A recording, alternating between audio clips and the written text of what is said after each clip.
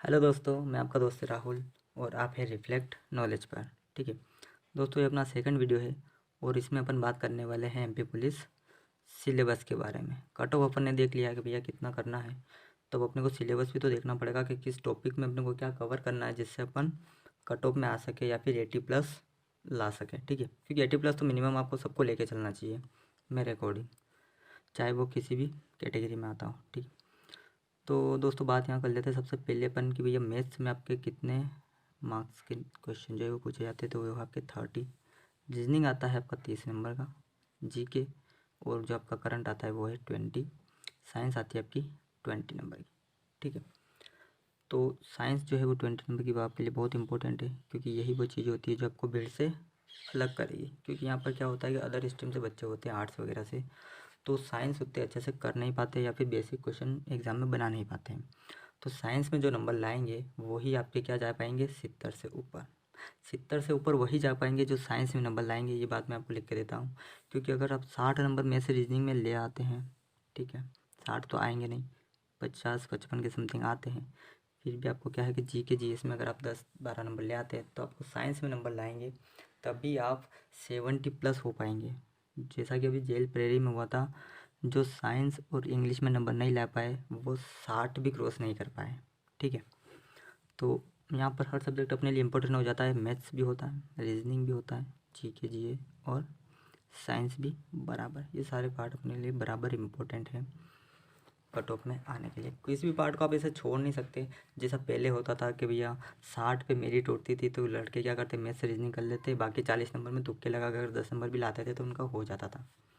इस बार नहीं होगा, पोस्ट कम है और कट ऑफ है जाने वाली है। ठीक है, तो आपको जो मैक्सिमम कोशिश करना है वो आपकी यही करना है भैया कि मैथ्स में आप 27 लाएँ और रीजनिंग में 28 लाएँ।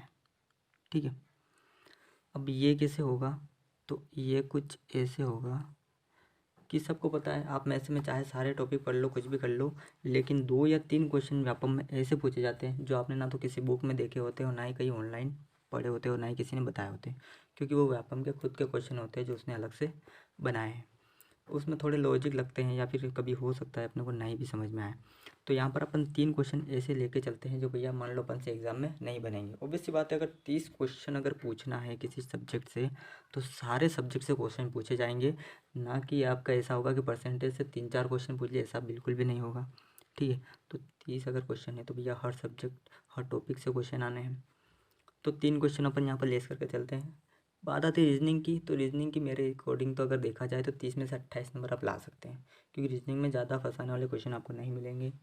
1 या 2 क्वेश्चन अपन मान के चलते जो ऐसे होंगे जिनमें आपको लॉजिक नहीं मिलेगा या फिर कुछ अलग ही टाइप से आ जाएगा जो समझ में नहीं आएगा। ठीक है, तो अपना मेन टारगेट यही होना चाहिए कि कैसे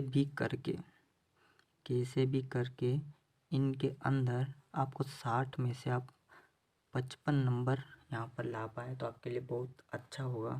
क्योंकि बाकी जो अपना पोर्शन है उसका जो सिलेबस है वो अथाह है। अथाह से मतलब ये है कि वो कहाँ से क्या पूछेगा कुछ भी नहीं पता है भैया। उसने बोल दिया खाली साइंस, लेकिन साइंस छोटी मोटी थोड़ी ना है। फिजिक्स बायो केमिस्ट्री तो एक पार्ट हो गया, इसके अलावा भी बहुत सारी साइंस होती है, इन्वायरमेंट होता है, ठीक है, इकोसिस्टम है, तो वो सारी चीज़ अपने को पढ़ना पड़ती है। ठीक है, तो अपन इसको इतना लेकर नहीं चलते, लेकिन आपको पता है मैथ्स रीजनिंग जो है वो आपके हाथ की चीज़ें हैं, इनमें आप जितने ज़्यादा नंबर ला सकते हैं ले आइए। ठीक है, इसके बाद बात आती है भैया कि मैथ्स में नंबर लाएंगे कैसे। तो मैथ्स में नंबर अपन ऐसे लाएंगे। मैथ्स आपके 2 पोर्शन में बटी है, एक आपकी अंक गणित जैसे सब जानते हैं अरिथमेटिक, और सेकंड है आपकी एडवांस मैथ जो पहले व्यापम कम पूछता था लेकिन अब पूछने लगा है, जेल पेरी से सबको पता पड़ गई होगी बहुत अच्छे से। अंक गणित तो क्या है, बहुत ही सिंपल है, सारे कर लेते हैं, परसेंटेज वगैरह, औसत वगैरह, ठीक है, रेलगाड़ी CISI ये सब आपके अरिथमेटिक में आते हैं। अब आपको जो मेन तैयारी करनी है वो करनी है एडवांस मैथ की, क्योंकि एडवांस मैथ के अगर 3 क्वेश्चन या 4 क्वेश्चन भी आते हैं ना तो ये क्वेश्चन रहेंगे जो आपको मेरिट में लाएंगे, क्योंकि एक एक नंबर पर 1-1 हज़ार 2-2 हज़ार लड़के रहेंगे। एक नंबर बहुत इंपॉर्टेंट है। अरिथमेटिक अगर सब करके आएंगे तो एडवांस मैथ में रुक जाएंगे, इसलिए एडवांस मैथ आपका बहुत ही अच्छा होना चाहिए। एडवांस मैथ के लगभग सारे जो टॉपिक जहाँ से क्वेश्चन पूछे जाए, जैसे ज्योमेट्री है, कोऑर्डिनेट ज्योमेट्री, जहाँ से अभी मेरे मेरे खुद के जेल पेरी में 3 क्वेश्चन आए थे, प्रायिकता, व्यापम का फेवरेट चैप्टर, और क्रमचय संचय। ठीक है, तो क्रमचय संचय परम्यूटेशन कॉम्बिनेशन होता है, प्रायिकता यानी प्रोबेबिलिटी। इन दोनों में से एक से क्वेश्चन पूछा जाता है, ठीक है। और ज्योमेट्री से भी पर्टिकुलर क्वेश्चन आता है, कोऑर्डिनेट ज्योमेट्री से इस बार आ सकता है, पुलिस में पूछे नहीं जाते हैं लेकिन कभी आ सकता है। तो आपको आपकी जो तैयारी है वो हमेशा प्रीवियस ईयर से एक लेवल अप करके चलना पड़ेगा, तभी जाकर एग्ज़ाम हॉल में चीज़ें सही हो पाएगी। वरना अगर अपन प्रीवियस ईयर को लेकर चले, थोड़ा सा भी अगर पैटर्न में चेंज हुआ तो अपने को एग्ज़ाम हॉल में दिक्कत आ जाएगी और फिर अपना संतुलन बिगड़ जाएगा, तो फिर अपन जो चीज़ें आती है वो भी सही नहीं कर पाएंगे, ठीक है। तो इन चीज़ों का आप मेन बहुत अच्छे से नोट कर लीजिए। एडवांस मैथ का आपको सारे चैप्टर लगाना है, सारे चैप्टर करना है, ठीक है। सेकंड चीज़ है रीजनिंग। तो रीजनिंग का आप ज़्यादा लोड नहीं है, रीजनिंग आप प्रीवियस ईयर के जितने भी पेपर है वो सारे कर डालो, ठीक है। उससे बाहर रीजनिंग आपकी जाने वाली नहीं है, ठीक है। इसलिए रीजनिंग का इतना कोई लोड नहीं है, रीजनिंग आप पुराने पेपर सारे कर लो, ठीक है। बात आती है भैया जीके और जीए, इनका क्या करें। तो इनमें ये आपका 4 पार्ट में मेनली बटा रहेगा, MP GK, MP current, India current और स्टैटिक जीके, ठीक है। स्टैटिक जीके वो जो फिक्स रहती हैं चीज़ें, कभी चेंज नहीं होती, ठीक है, वो सारी चीज़ें आपको देखनी है। इसके अलावा आपको इंडिया करंट, एमपी जीके और एमपी करंट देखना है, ठीक है। ये 20 नंबर का आपका पोर्शन है, इसमें 15 नंबर आप आसानी से ला सकते हैं। तो भैया कैसे ला सकते हैं, क्योंकि एमपी करंट जो है वो ज़्यादा वाइल्ड नहीं, मतलब कि ज़्यादा विस्तृत नहीं है, ठीक है। तो एमपी करंट आपको करना है कितना भैया, 2019 के तो जितने भी स्पोर्ट और अवार्ड हैं, 2 चीज़ें, और 2020 का आपको पूरा 1 लाइनर फैक्ट एमपी करंट के पढ़ने होंगे। इसके लिए आप मार्केट में मैगज़ीन मिल जाती है पूरे साल की, वो ला सकते हैं, भूमिकर वगैरह की आती है, वो ला सकते हैं। एमपी जीके का आपका ज़्यादा डीप वाला एमपी जीके यहाँ पर नहीं पूछा जाता है पुलिस में, इसलिए आप आपके पास जो भी है, लूसेंट है, माहेश्वरी है, महावीर है, वो आप कोई सी भी बुक पढ़ सकते हैं, ऊपर ऊपर से पढ़ सकते हैं, इतना कोई लोड नहीं है। इसके अलावा प्रीवियस ईयर अगर आप देखेंगे तो वहाँ से भी आप एमपी जीके पढ़ सकते हैं, ठीक है। इंडिया करंट आपको बहुत ज़रूरी है, इंडिया करंट बहुत ज़रूरी ये है भैया कि आपको 19 का भी पढ़ना पड़ेगा, 19 और 20 दो चीज़ आपको लेकर चलनी पड़ेगी, ठीक है। अपॉइंटमेंट वगैरह आप 2020 का पढ़िए, लेकिन इसके अलावा स्पोर्ट अवार्ड जो है वो आपको मेन टारगेट होना चाहिए करंट के लिए, इंडिया करंट में।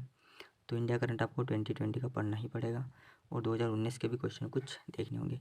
स्टैटिक जी की बात करें तो लूसेंट से बेटर ज़रूरत ही नहीं है पुलिस के लिए। तो अदर एग्ज़ाम की तो अपन देख सकते हैं, रेलवे वगैरह में तो हिस्ट्री अलग आता है, बहुत अंदर से आता है। तो स्टैटिक जी के आप लूसेंट की विविध रट डालिए पूरी, उसके अलावा ऑनलाइन आप वीडियो देख लीजिए कहीं से भी, स्टैटिक जी के आप पूरा कवर है करिए, ठीक है। इसमें आप लूसेंट की विविध देख सकते हैं, और अदर ऑनलाइन प्लेटफॉर्म पर आप देख सकते हैं स्टैटिक जीके का पोर्शन, ठीक है। इसके अलावा अगर आप जियोग्राफी पढ़ना चाहते हैं तो इंडियन जियोग्राफी बिल्कुल पढ़िए, इंडियन जियोग्राफी से क्वेश्चन आएंगे, इंडियन जियोग्राफी आप पढ़कर चलिए, ठीक है। लूसेंट में आप देख सकते हैं आपको इंपॉर्टेंट टॉपिक जो है वो मिल जाएंगे प्रीवियस ईयर के अकॉर्डिंग। बात आती है भैया साइंस की, साइंस में क्या करें। तो साइंस की बात आती है तो साइंस में करना है आपको फिजिक्स, बायो केमिस्ट्री, सबको बताया भैया 3 चीज़ें पूछी जाती है, लेकिन एमपी कांस्टेबल की बात करें तो केमिस्ट्री बहुत कम पूछी जाती है, जो कि मैंने पुराने पेपर देखे हैं। फिजिक्स के आपके सबसे ज़्यादा क्वेश्चन बनते हैं 8, बायो के हैं 6, ये मैंने 1, 2, 3 पेपर से उठाए हैं, ठीक है। अब फिजिक्स में आपको क्या करना है, फिजिक्स में मैंने जो क्वेश्चन देखे हैं वो डायरेक्ट नहीं पूछे जाते हैं, आपसे पूछी जाती है डेली साइंस यानी कि दैनिक जीवन में जो चीज़ें काम आती है वो वाली चीज़ें। फिजिक्स में आपसे पूछे जाते हैं फिनोमेना समझते हैं नाम, फिनोमेना यानी कि कोई भी चीज़ या फिर कोई भी घटना अगर हो रही है तो इसके पीछे का लॉजिक क्या है, वो आपसे पूछा जाता है। या पुराने पेपर देखेंगे तो आपको बहुत अच्छे से समझ आएगा कि क्वेश्चन किस टाइप से पूछा जाता है, ठीक है। ये घुमाने वाले क्वेश्चन रहते हैं, तो फिजिक्स के लिए मैं आपको बोलूँगा आपके पास जो भी बुक है वो पढ़ लीजिए आप। इसके अलावा प्रीवियस ईयर के जो क्वेश्चन हैं वो लगा लीजिए, बहुत हेल्प मिलेगी, और इससे आपको आइडिया भी हो जाएगा कि आपको जो आप टॉपिक पढ़ रहे हैं उसके अंदर आपको कैसे पढ़ना है। फिजिक्स आपको ऊपर से बिल्कुल भी नहीं पढ़ना है, मैं पहले बता देता हूँ, समझ कर पढ़िए। बेसिक क्वेश्चन बनेंगे जो आपको डायरेक्ट बुक में नहीं मिलेंगे, बेसिक क्वेश्चन बनेंगे, ठीक है। बायो की बात करें तो बायो के जो आपके पास नोट्स है वो पढ़ना, क्योंकि बुक इतना टाइम है नहीं पूरी बुकें निपटाएं। तो बायो के अगर आपने नोट्स बना रखे इंपॉर्टेंट चैप्टर के, जैसे डिसीज़ वगैरह हो गया, प्लांट टिश्यू है, एनिमल टिश्यू है, अपना जो ह्यूमन बॉडी है, इसके जितने भी सिस्टम हैं वो सारे, ठीक है। तो ऐसे अगर आपने टॉपिक बना रखे तो अच्छी बात है, वो नोट्स आप पढ़िए। इसके अलावा प्रीवियस ईयर के ही क्वेश्चन लगाइए, ये सबसे अच्छा इसका फॉर्मूला रहने वाला है, ठीक है। केमिस्ट्री की बात करें तो केमिस्ट्री में आप ज़्यादा लोड मत लीजिए, क्योंकि अगर केमिस्ट्री अगर आ भी गई तो ऐसी आएगी जो आपसे बनेगी नहीं, ठीक है। इसलिए आप ज़्यादा ध्यान इस पर मत दीजिए। हाँ, कोशिश यह करिए कि प्रीवियस ईयर के क्वेश्चन केमिस्ट्री के भी देख लीजिए। इसके लिए पूरी एक साइंस की बुक आती है जो आपको मार्केट में मिल जाएगी, जिसमें व्यापम के पुराने साइंस के क्वेश्चन आपको एक ही जगह पर मिल जाएंगे, ठीक है दोस्तों। इसके अलावा अपन बात कर लेते हैं अब थोड़ी और, कि भैया अपने पास जो 60 दिन हैं जो कि अब बचे नहीं हैं, 58 ही बचे हैं, तो इसमें अपन क्या करें, ठीक है। अब भैया आपके पास 60 नहीं, अब है 58 डेज, ठीक। तो आपको करना ये है कि जो शुरू के 30 दिन हैं वो करना है आपको थ्योरी, और जो लास्ट के 30 दिन हैं वो करना है आपको प्रैक्टिस, ठीक है। प्रैक्टिस क्यों? क्योंकि बहुत सी बार आप देखना एग्ज़ाम हॉल में जब आप किसी मैथ्स रीजनिंग के 3 4 5 6 क्वेश्चनों में फंस जाओगे तो आपको 2 घंटे भी कम लगेंगे, कम लगने लगेंगे, पेपर हो नहीं पाता है, लड़कों के क्वेश्चन छूट जाते हैं। वो क्यों छूट जाते हैं? प्रैक्टिस नहीं होती है। आता सब है अपने को, लेकिन प्रैक्टिस नहीं है उसको फास्ट करने की। अगर एक क्वेश्चन में अपन 2 मिनट ले लेंगे, ठीक है, 1.5 मिनट 1 मिनट ले लेंगे, तो अपने 60 से 90 मिनट मैथ्स रीजनिंग में चले जाएंगे, तो बाकी क्वेश्चन अपन समझेंगे कब? वो भी बेसिक क्वेश्चन होते हैं, इसे डायरेक्ट तुक्का तो लगाना है नहीं, ठीक है। तो आप यही करिए कि भैया ये जो फर्स्ट का जो 1 महीना है इसमें आप पूरी थ्योरी जो है वो निपटा लीजिए, और लास्ट का जो 1 महीना है इसमें आप कोई भी टेस्ट सीरीज़ लगा सकते हैं, टेस्ट सीरीज़ लगा सकते हैं। इसके अलावा आप आपके प्रैक्टिस सेट की बुक आती है वो ला सकते हैं। इसके अलावा भी आप एक काम कर सकते हैं, प्रीवियस ईयर के डेली 1-2 पेपर लगा सकते हैं। प्रीवियस ईयर की अगर अपन बात करें तो 50 के समथिंग पेपर है, 50-51 के समथिंग, तो वो आप लगा सकते हैं। डेली 2 पेपर लगाइए, सुबह और शाम, और दिन में पढ़ाई करिए कि आपको क्या दिक्कत आ रही है, जहाँ पर आपसे क्वेश्चन नहीं बन रहे हैं उस टॉपिक को आप दिन में पढ़िए।